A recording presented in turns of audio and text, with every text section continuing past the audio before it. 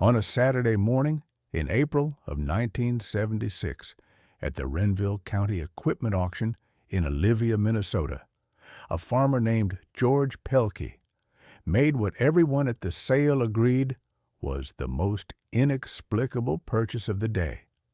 He paid $110 for a 1938 Minneapolis-Moline UDLX that had not run since 1951, could not be started for the auction demonstration, had a cracked windshield, a torn seat, rust so deep on the hood panels that the original yellow paint had entirely surrendered to it, and a non-functioning hydraulic system that the consignment sheet described as seized and unknown.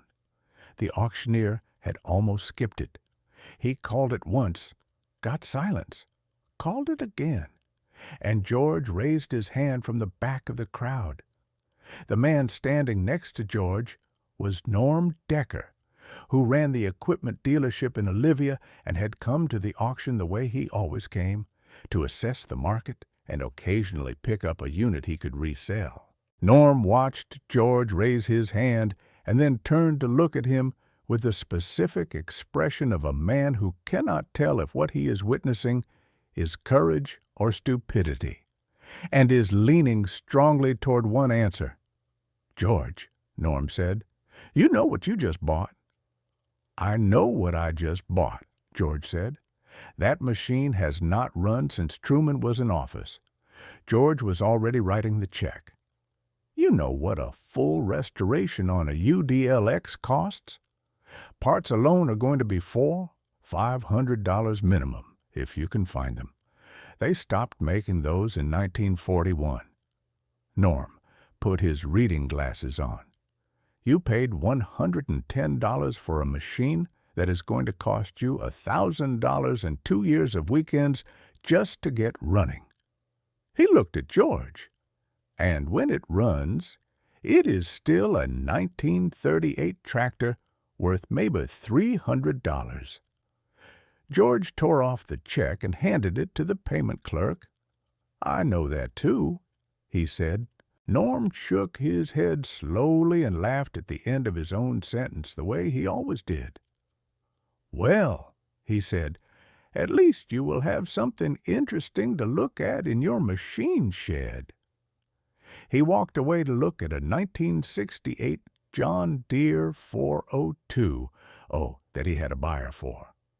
George Pelkey collected his receipt, arranged for the tractor to be loaded onto his flatbed trailer, and drove home to his 160-acre farm outside Olivia with $110 worth of rust and seized hydraulics and a cracked windshield and something else, something he could not have explained to Norm Decker or to anyone else at that auction. A feeling, not about money, not about investment, a feeling about the tractor itself, about something in the way it sat on the auction lot, separate from the other machines, like something that had been waiting. George was not a sentimental man. He would have told you that himself. He was a Renville County farmer who grew corn and soybeans and fixed his own equipment because he could not afford not to. He had no particular philosophy about old machines. He had no romantic notions about preservation. He had bought the tractor because something about it had spoken to him in a language he could not translate, and he had learned, across 34 years of practical living, to trust that kind of communication. He would spend 9 years figuring out what it had been trying to say.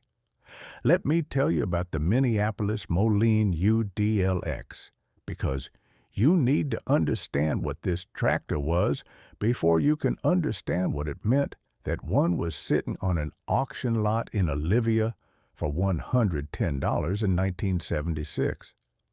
The Minneapolis-Moline UDLX comfort tractor was one of the strangest and most ambitious machines ever built for American agriculture. It was introduced in 1938 by the Minneapolis-Moline Power Implement Company as their answer to a question nobody had quite asked yet, which was, what if a farm tractor had an enclosed cab with a heater and a radio and enough room for a passenger? What if a farmer could drive his tractor to town on a Saturday evening without changing his clothes? The UDLX had all of those things. It had a steel cab with a glass windshield. It had a passenger seat. It had a heater and a car-style dashboard. It had a road gear that let it travel at highway speeds of up to 40 miles an hour. The company marketed it as a vehicle that eliminated the division between field work and road travel, the tractor that was also a truck. Farmers did not buy it, not in any meaningful number. The price was $1,400 at a time when the Depression had made $1,400 an almost unimaginable sum for a piece of farm equipment. The features that made it innovative were precisely the features that made it impractical. The enclosed cab added weight and reduced visibility. The road gear added mechanical complexity. The passenger seat was a comfort that Depression-era farmers felt they could not justify. Minneapolis-Moline sold 150 of them between 1938 and 1941 before quietly discontinuing the model. Of those 150, perhaps 24 are known to survive in any condition in the 21st century. In 1976, when George Pelkey bought one for $110 at a Renville County auction, it was one of the most obscure pieces of farm equipment in Minnesota. It was also, as George would discover 9 years later, one of the most carefully chosen hiding places in Renville County history. Let me tell you about Oscar Linfist, because without Oscar, this story is just a man and a rusted tractor and nothing more. Oscar Linfist had come to Renville County from Sweden in 1903, a young man of 23 with a strong back and a letter of introduction to a Swedish farming family in Hector, who needed an extra hand. He had worked for that family for 4 years, learning English and saving money, and in 1907 had bought 20 acres of his own, the beginning of what he intended to be a real farm. By 1929, Oscar had 240 acres of Renville County black ground, debt-free. He had built it carefully and slowly across 22 years, buying when prices were right and waiting when they were not, farming without a mortgage the way a man farms when he has already seen what debt can do to a family. He had a wife, Ingrid, and 3 daughters and a son. The farm was everything he had built his life toward. Then the Depression arrived, and with it, in 1931, a piece of news that changed everything Oscar thought he knew about his situation. His neighbor to the north, a man named Per Holmberg, who had also come from Sweden and who Oscar had known for 20 years, died in January of 1931 without a will. Per had been a bachelor and he had no family in America. His farm, 80 acres adjoining Oscar's north fence line, would go to the county and be auctioned off to satisfy a small outstanding debt. Oscar attended the auction. He bid. He won. He paid $1,200 for 80 acres of good Renville County ground, using savings he had been building since 1907. What he did not know, because Per Holmberg had not known either, was that the deed situation for those 80 acres was not clean. Per had bought the land in 1919 from a man named Arne Gustafsson, who had bought it in 1912 from the original homesteader's estate. The homesteader had died in 1909 with 2 surviving children. One of those children had signed the transfer documents in 1912, The other had been in a sanatorium in St. Paul and had not signed anything. The chain of title for those 80 acres had a flaw in it going back to 1912, a flaw that nobody had examined because nobody had needed to until Oscar bought the land at auction in 1931 and applied to the Federal Land Bank for a consolidation loan using his entire 320-acre operation as collateral. The bank's title search found the flaw. The loan was denied. Oscar hired a lawyer in Olivia who told him that clearing the title would require locating the surviving child of the original homesteader, a woman who had been in the St. Paul Sanatorium in 1912, or her heirs, and obtaining their signature on a corrective deed. The lawyer charged Oscar $140 to tell him this. He did not charge him anything to find the woman or her heirs, because finding them was not his problem. Oscar spent 4 years trying to find them. He hired a second lawyer. He wrote letters to the sanatorium, which had closed in 1928. He wrote to the county recorder's office in the county where the homesteader had originally filed. He wrote to churches in the area. He found nothing. The woman, her name was Martha Eklund after marriage, the lawyer believed, had disappeared from the record sometime in the early 1920s. By 1935, Oscar had spent $380 on legal fees and found nothing. By 1937, the farm crisis that had been grinding through Minnesota for 6 years had worn him down to the point where he could no longer service the operating loans he had taken out during the hard years. The Federal Land Bank, which had refused to consolidate his debt because of the title flaw, now accelerated his operating loans. Foreclosure proceedings began in October of 1938. Oscar had 2 months. He spent those 2 months doing 3 things. He negotiated with the bank to allow his family to remain on the property through the following spring planting season. He arranged for his son Eric to take over the farming of the original 160 acres, the land with clean title, which the bank could not take because it was not used as collateral. And he did one more thing that nobody knew about at the time.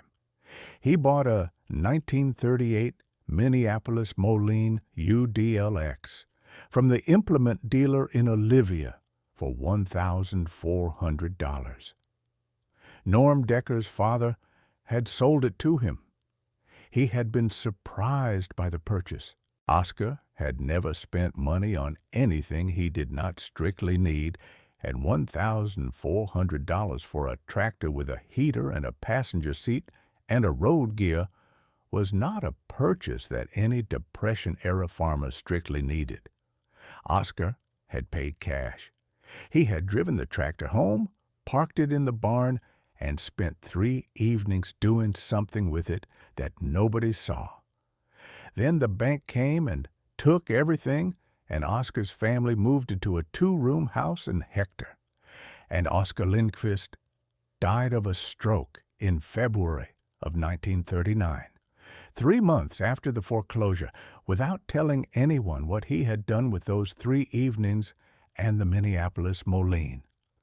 The tractor sat in the bank's possession for 2 years before being sold at liquidation for $280 to a neighboring farmer named Strom, who used it for field work until 1951, when the engine cracked ahead and he parked it in a shed. Strom died in 1974, and his estate went to auction in 1976, and George Pelkey paid $110 for what everyone agreed was the worst lot of the day. Let me tell you about the 9 years, because the 9 years matter as much as the discovery.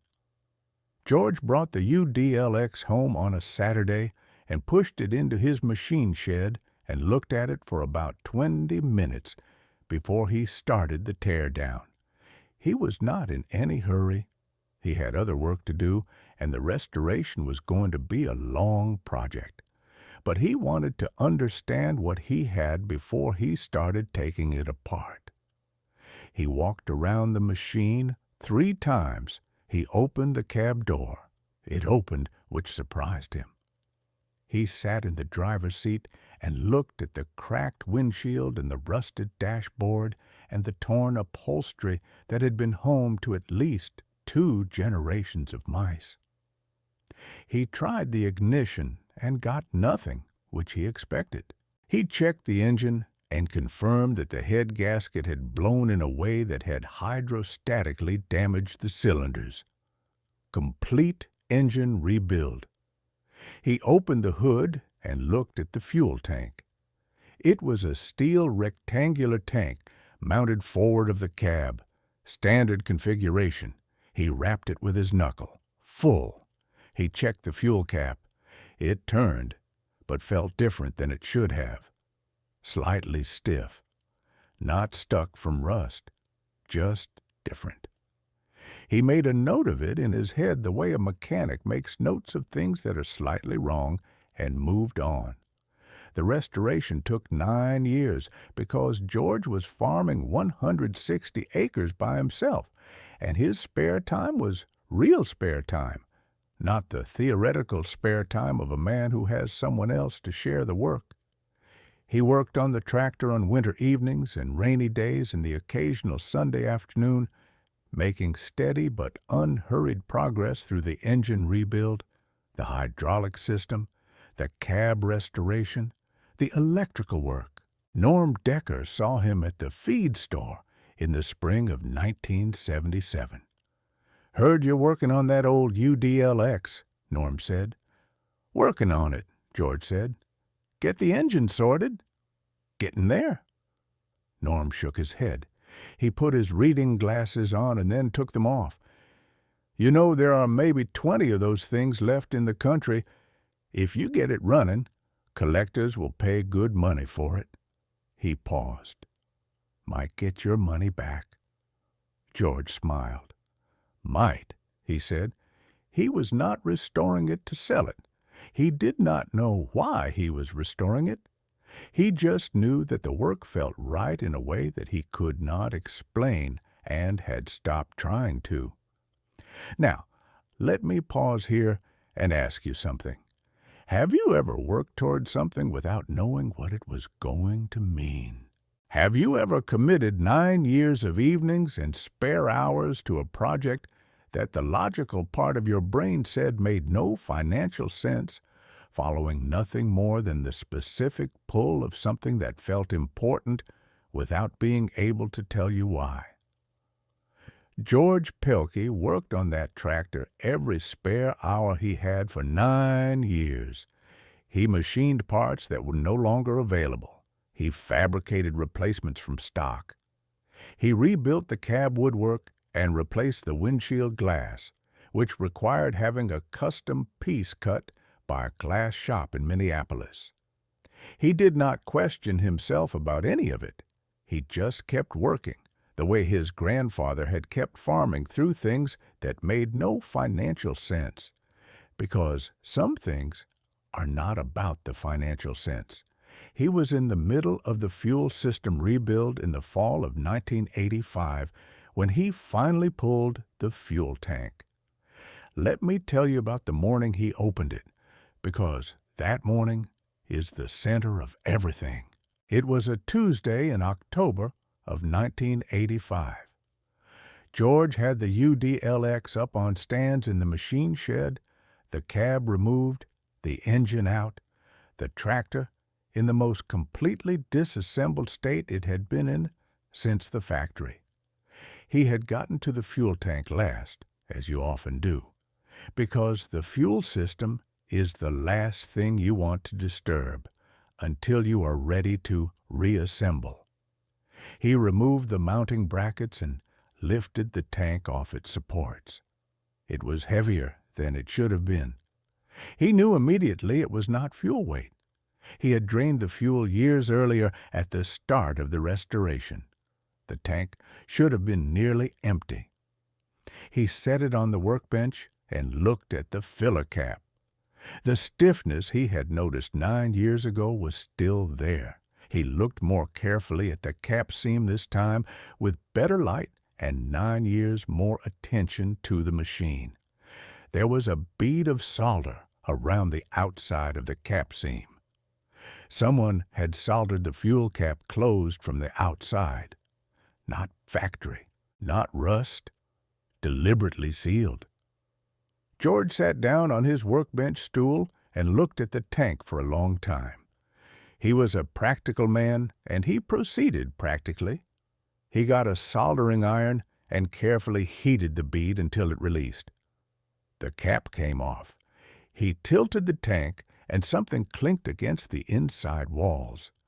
He reached in carefully with 2 fingers and found it, a glass medicine vial, the kind that came with a rubber stopper wrapped in oilcloth that had kept it completely dry for 47 years. The vial was sealed with wax over the stopper. Inside it, visible through the glass, was a folded piece of paper.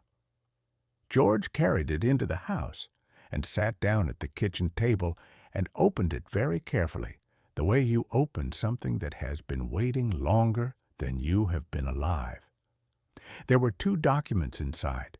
The first was a letter, 3 pages, handwritten in careful English, with a slight Swedish formality to the phrasing. It was dated November 14th, 1938, and signed Oscar Linfist.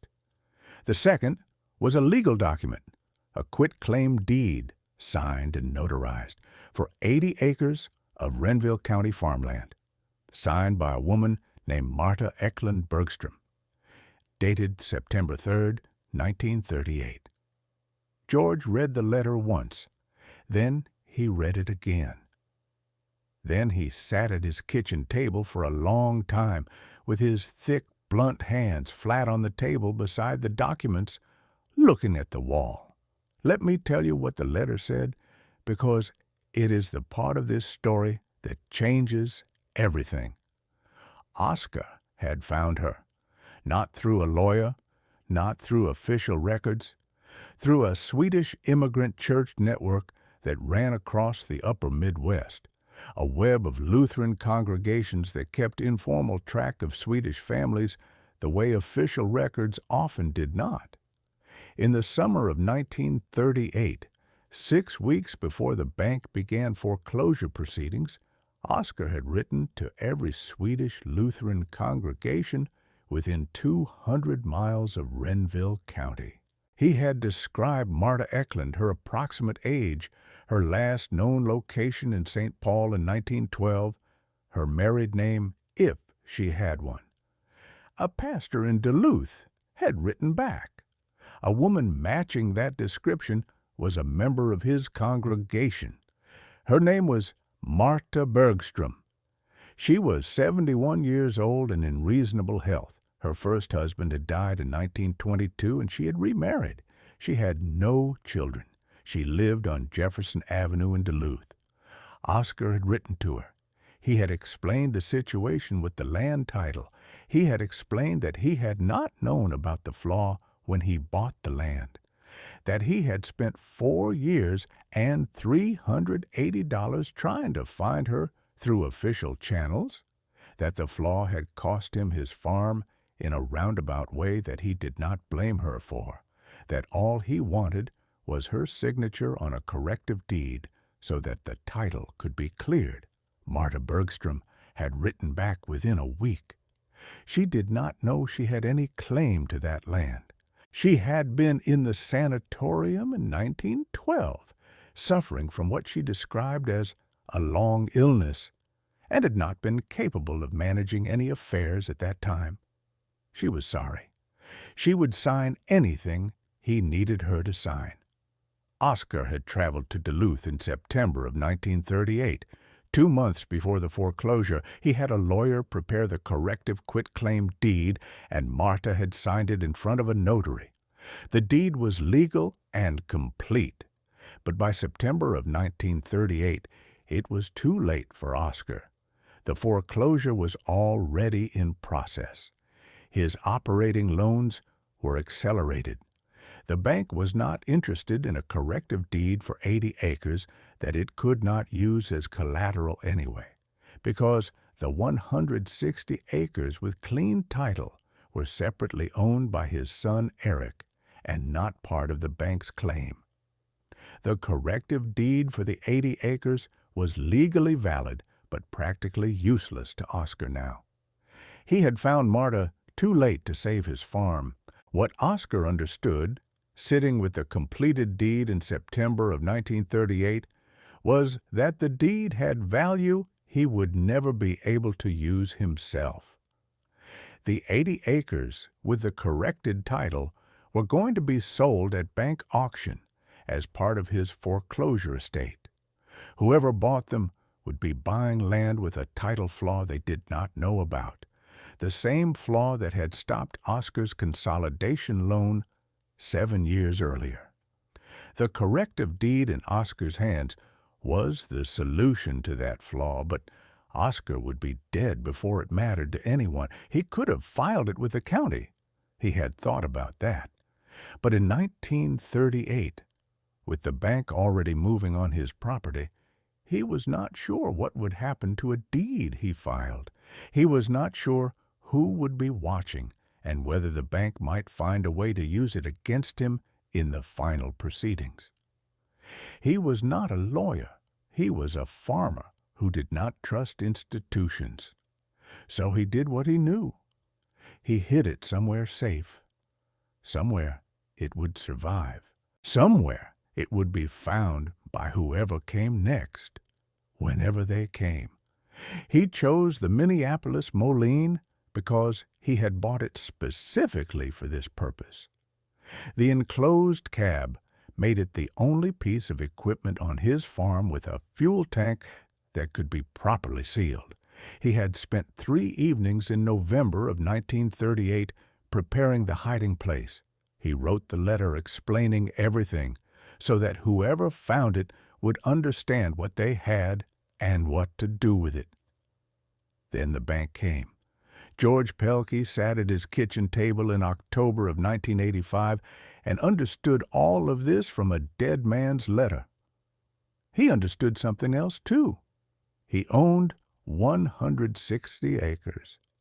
His farm shared a fence line with a 240-acre operation run by a family named Gustafsson, descendants of the same Arne Gustafsson who had sold Per Holmberg the land in 1912. The Gustafsson farm included the 80 acres that had been part of Oscar's operation. The Gustafssons had been farming that ground for 30 years. They believed they owned it free and clear. The corrective deed in George's hands did not give him any claim to that land. What it did was clear the title flaw that had been in the chain since 1912. What it meant was that whoever owned those 80 acres now, the Gustafssons, had a title flaw in their deed that none of them knew about, a flaw that could cause them trouble if they ever tried to use the land as collateral or sell it, the same trouble it had caused Oscar in 1931. George thought about this for 3 days. Then he drove to the Gustafsson farm. Let me tell you about that conversation, because it is the simplest and most important part of the story. The Gustafsson operation was run by a man named Carl, 62 years old, who had farmed that ground since his father passed it to him in 1958.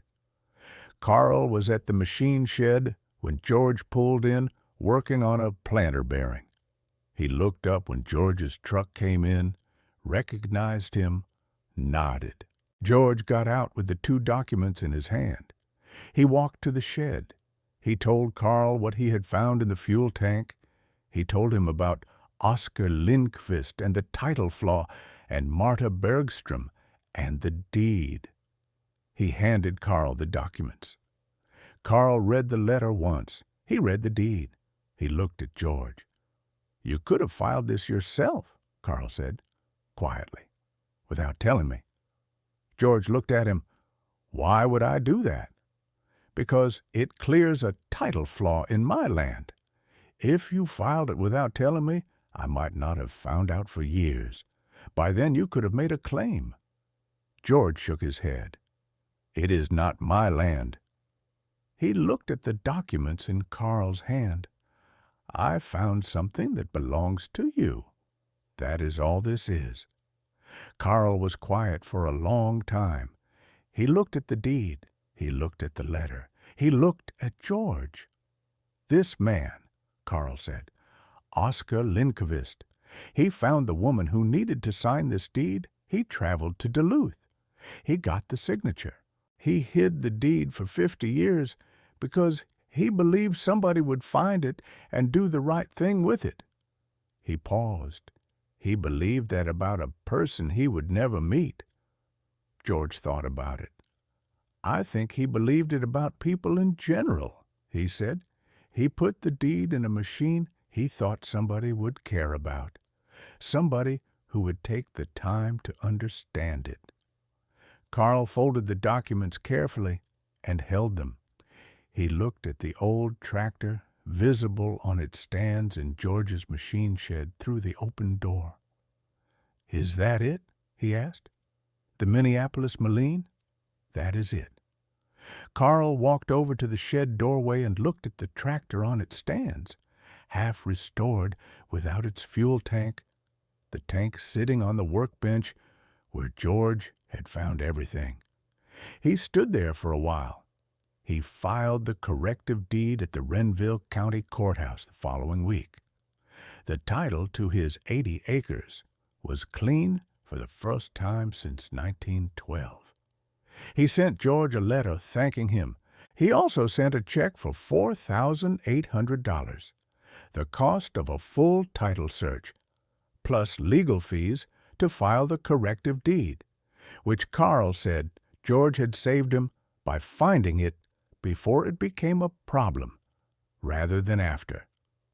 George used the $4,800 to finish the restoration of the Minneapolis-Moline. Let me tell you what happened when it was done, because this story has one more turn. George finished the UDLX restoration in the spring of 1987. It had taken 11 years from the day he bought it at auction. The engine ran, the hydraulics worked, the cab heater worked. The passenger seat had been reupholstered. The original yellow paint had been matched as closely as the auto body shop in Olivia could manage, which was close enough that the tractor looked like what it had looked like when Oscar Linfist drove it off the lot in November of 1938. George drove it to the Renville County Fair that August. He entered it in the Antique Equipment Show, which was a small part of the fair that mostly attracted older farmers with a sentimental interest in vintage iron. He parked it in the exhibit area and stood beside it while people came to look. Norm Decker came by in the afternoon. He was 64 now, still running the dealership, still wearing the reading glasses on the cord. He walked around the UDLX twice without saying anything, looking at the restoration, checking the quality of the work with the eye of a man who had been in equipment his whole life. "You finished it," Norm said. "Finished it." Norm put his reading glasses on and looked at the paint. "That is a good match on the yellow." He looked at the engine through the open hood. He looked at the cab. "This is museum quality, George." He looked up. "What do you want for it?" George looked at the tractor. He thought about Oscar Linfist in his barn in November of 1938, with his hand shaking from illness and his farm already as good as gone. carefully folding a deed and a letter, and sealing them in glass and oilcloth and wire. He thought about the 3 evenings Oscar had spent doing the only thing left he could do for people he would never know. "Not for sale," George said. Norm looked at him. "George, there are maybe 20 of these left in existence.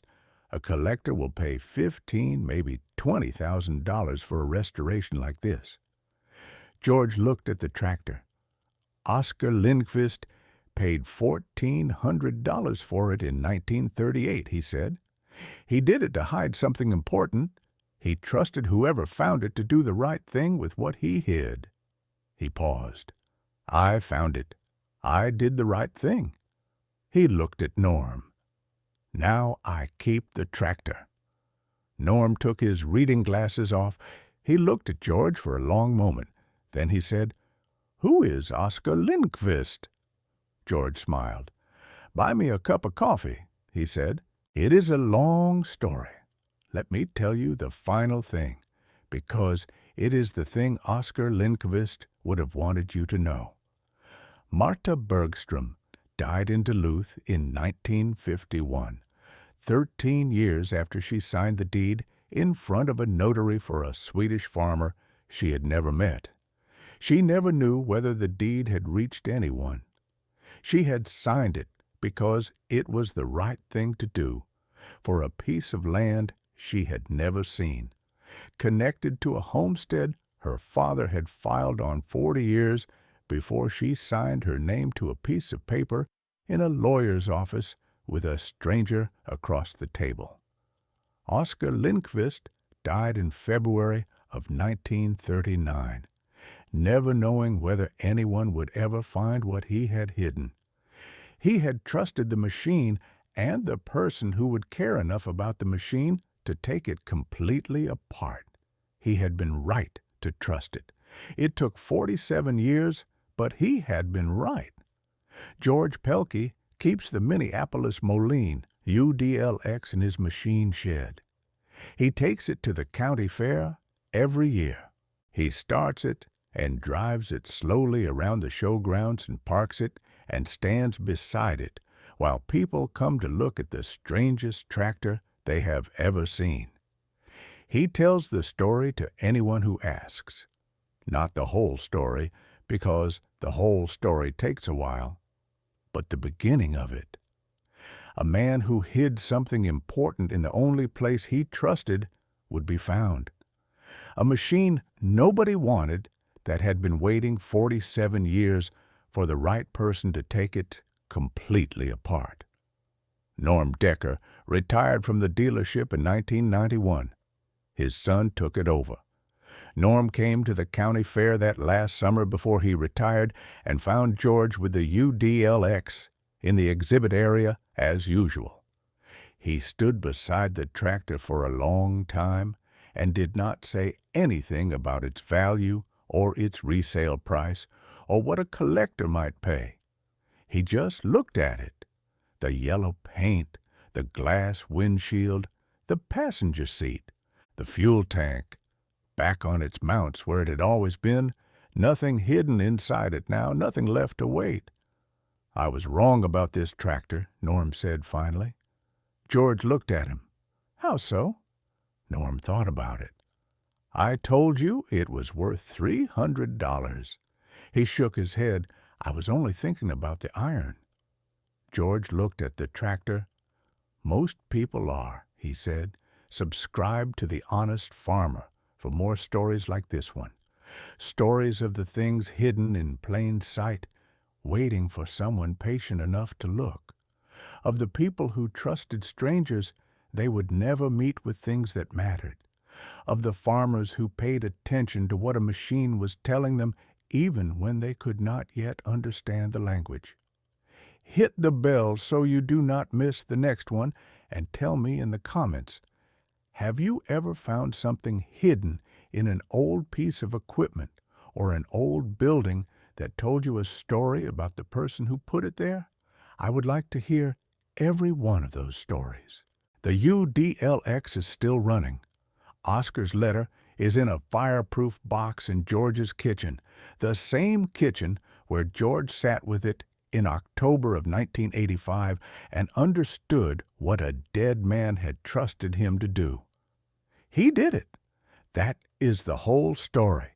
A man hid something important in the only place he trusted. Another man found it and did the right thing. 47 years between them, connected by a machine nobody wanted and a fuel tank nobody thought to open. Some things are not hidden to be lost. They are hidden to be found by the right person at the right time. The right person paid $110 for them at an auction in Olivia, Minnesota in April of 1976. Everybody there agreed it was the worst purchase of the day. They were looking at the iron. They were not looking at what the iron was carrying.